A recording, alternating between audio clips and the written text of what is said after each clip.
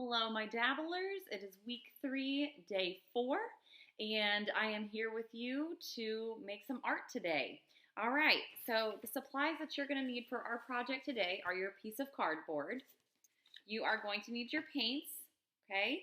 And keep in mind, yes, there are only the primary colors in there plus black and white, but you can make any color that you want with those primary colors. So if you want to grab a paper plate so that you could do some mixing, that would be perfect. And you are also going to want to grab a pencil. You will need your googly eyes, your glue dots, a pair of scissors,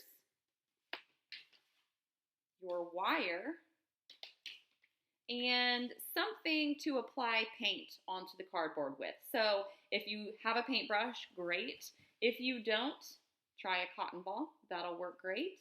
And I also grabbed a craft stick so that I could mix some paint.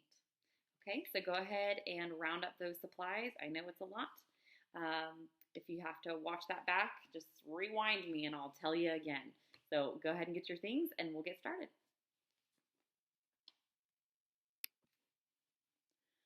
Okay, so we are going to go ahead and get started today.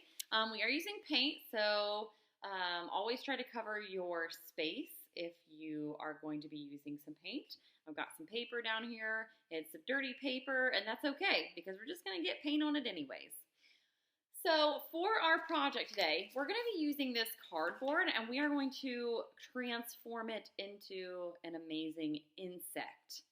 So I love the idea of using an insect because you can draw them and create them in so many different ways. Insects come in all different kinds of shapes and forms and sizes. So you can get creative with your insect drawing today. Now, before you draw on your cardboard, I would recommend just doing a little bug doodling on either the paper that you have covering your workspace or on any kind of separate sheet of paper that you might have. But I was just sitting here, and these are a few bug doodles that I did. Okay, this guy's kind of long and narrow, and his head's right there on top of the body. Over here, you see a big chubby beetle, almost, I suppose it could be ladybug inspired. You could do some polka dots on there if you wanted to. Like that one. This guy, he's got 3 sections to him. The head, abdomen, thorax, for those of you that are big insect studiers. Okay, and all insects, they have 6 legs. And then here's another one. This one I was kind of thinking of a lightning bug. That is my favorite insect, if I had to choose a favorite insect. Okay, so again, he's got his 3 body parts here. But you can see all of these are just created with a few basic shapes to create the body. So if you see an insect here and you like the look of it, then you can feel free to sketch that down somewhere. But whenever you decide on the insect that you want to draw, or maybe you don't like any of these, maybe you have your own fabulous idea, which I would not doubt. But once you have decided on the insect that you want to draw, always do a little practice run on a sheet of paper. And then when you're ready and you feel confident about your choice and how you want to draw it, then you can grab your cardboard and then you can redraw that insect again. And I'm going to go with that lightning bug type of insect that I pointed out earlier. Now, on your cardboard when you're drawing, I want you to try to fill this cardboard as much as you possibly can with your drawing. So be careful that you're not doing it itty bitty like this. Oh gosh, that's going to be hard for you guys to see that pencil. Try to get my camera a little closer for you. Okay, that's a little better. So if you are drawing super tiny like this, then that's probably just a little bit too small, okay? What we're gonna do after we draw these insects is you're gonna paint the insect, and then after it's dried, we're actually gonna cut it out. So if you have something really super tiny, it's gonna be harder to cut, and if you have something really super tiny, it's not gonna take that much time for you to paint it. So try to make sure that when you draw your insect, you do it nice and big and fill up that cardboard as much as you can. So I'm going to go up here, start at the top, and get my insect's head. Now, don't worry about having space on the cardboard to draw legs and antennas. You actually don't even need to draw those because we're using something else for legs and antennas. And if you look at the supplies that you have out, I bet you can guess which one of those supplies is going to come in handy to use as legs and antennas. So I am trying to make my bug go from the top of this cardboard all the way down to the bottom so that I'm using as much as possible. And I might even make this guy, let's see, this is going to be his wings. I might even make this come out a little bit wider. Why not? Make him a little bigger.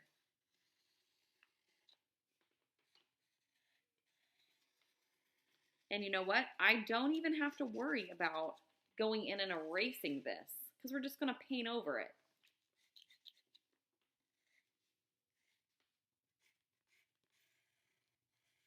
So I'm not even going to call that a mistake. Just an adjustment. Okay. So there's my bug, and he's ready to be painted. My insect. I'm sorry, I should use a proper scientific term. All right, let's see. I hadn't even given any thought to what color I wanted to paint this insect, and now here I am. I'm on the spot. Okay, so I think I'm gonna, on my plate here, I would like some green. So I'm gonna push some of my yellow aside. Now, yellow's a really light color, and I need to add blue to it to mix green. So I'm gonna have a lot of yellow, and I'm just adding a little bit of blue, and you'll see how much that tiny bit of blue changes the yellow so quickly.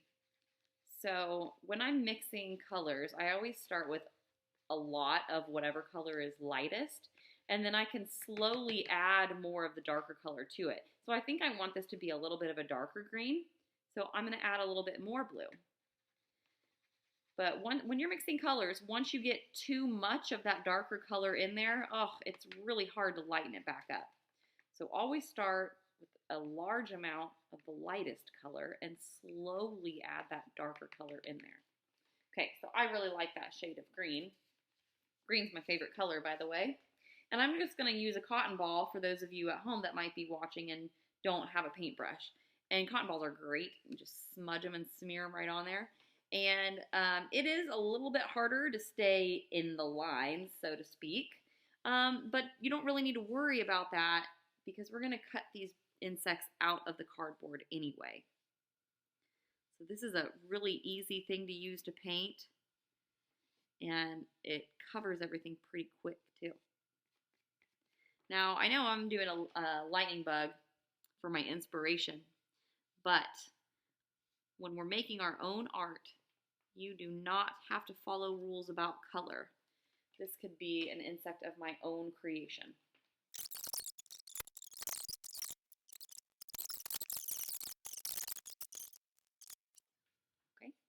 So now I've got my insect painted, and now what we need to do is kind of let that sit and dry a little bit. And because I painted it with the cotton balls, the paint's pretty thin on the cardboard, and it's going to dry fairly quick. If you're a little impatient, you just want this to hurry up and dry, you could just wave it around a little bit, kind of waft it back and forth, and that'll help it dry a little bit quicker. So I'm going to wait for my insect to dry, and then we'll cut this thing out. All right, you will notice I have my insect cut out. And also you can see some little dark spots on here. That's just areas where my paint isn't quite dry. But I wanted to go ahead and I kind of just got impatient. So I went ahead and cut it out.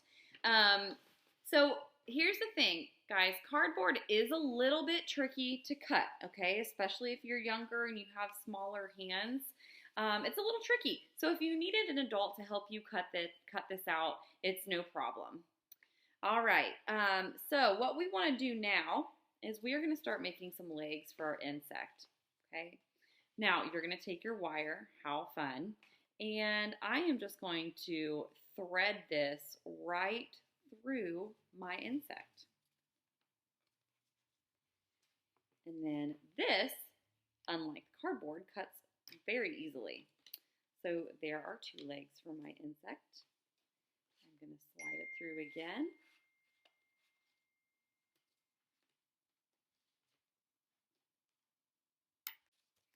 So you can have some fun with those wires for legs. And of course, we can't have an insect without some antenna. So slide that through, and there's his antenna. Now, these wires can be really fun to curl up like that, make a little spiral. Or if you have a pencil, maybe even a Q-tip, you can wrap it around,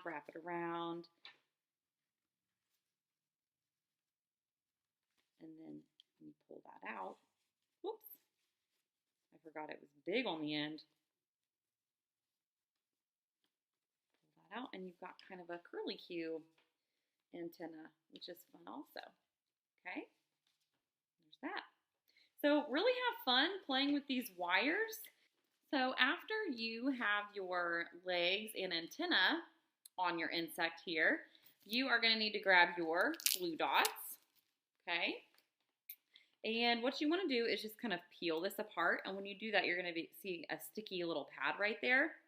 And what I want you guys to do is actually take one of your googly eyes and stick it right on that sticky part of the glue dot, and then press nice and hard with your thumb. And we're actually going to peel the glue itself off of the clear piece. Okay, it might be a little sticky and tricky, but kind of has to be done this way. So you should have an eye stuck to that little glue dot, and now you can stick that right onto your insect's head. There you have it. So for mine, we could be done right now if you wanted to be done. However, I really like adding as much detail to my art projects as I can because it makes the fun last a little bit longer. I'm going to go ahead and grab a Q-tip and some black paint and maybe just do some little details here and there on my insect so that we can see where these wings are. So another great thing to use if you don't have access to a paintbrush. Maybe I'll even do some fun little lines here. Try to see what I can do with this Q-tip as far as making thin lines. So if I don't push down hard, if I like barely touch my cardboard with this Q-tip, I can make some thin lines. But if I press down harder, then I can make thicker ones.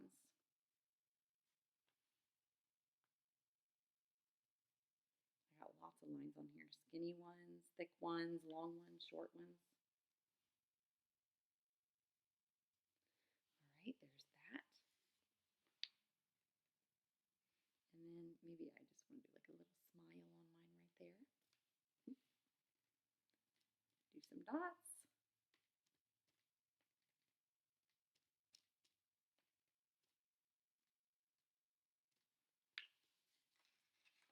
And there it is.